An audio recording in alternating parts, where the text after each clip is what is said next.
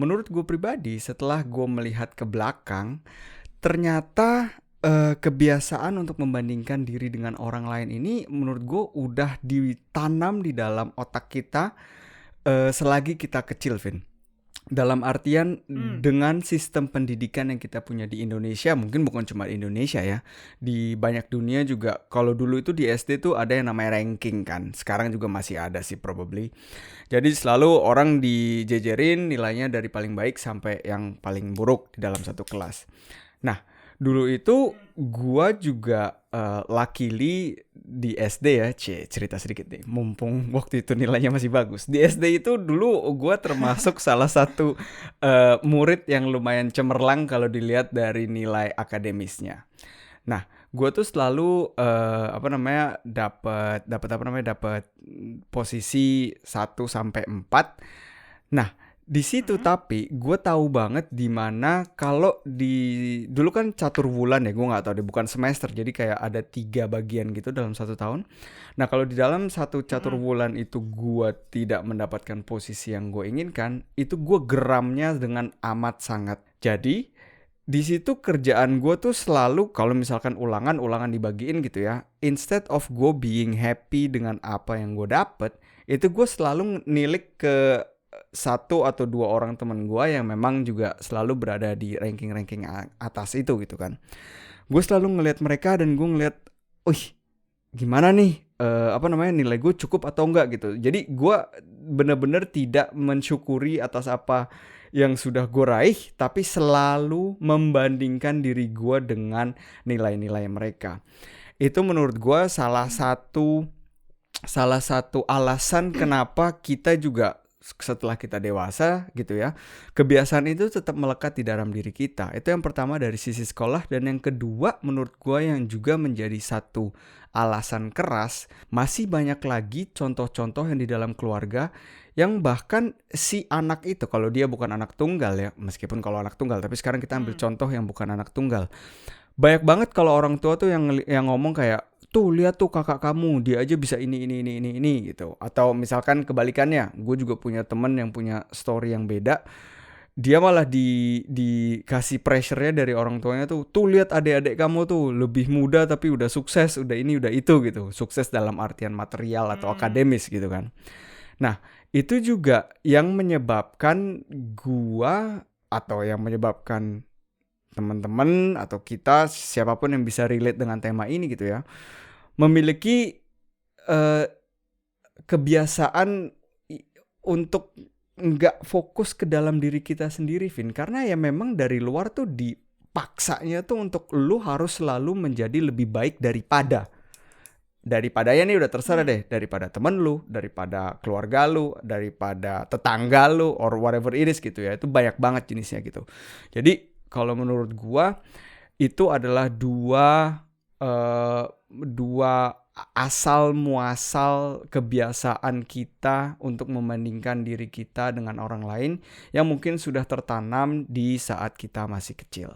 Itu gue sangat bisa relate sih, Bay.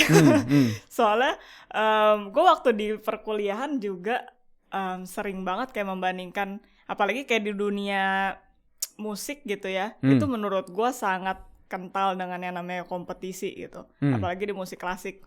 Jadi gue sering banget yang namanya ngebanding-bandingin diri gue sama temen gue. Gue bilang, itu kayaknya dia mainnya lebih jago deh. Kayaknya dia bisa, tekniknya lebih baik dari gue deh, kayak gitu-gitu.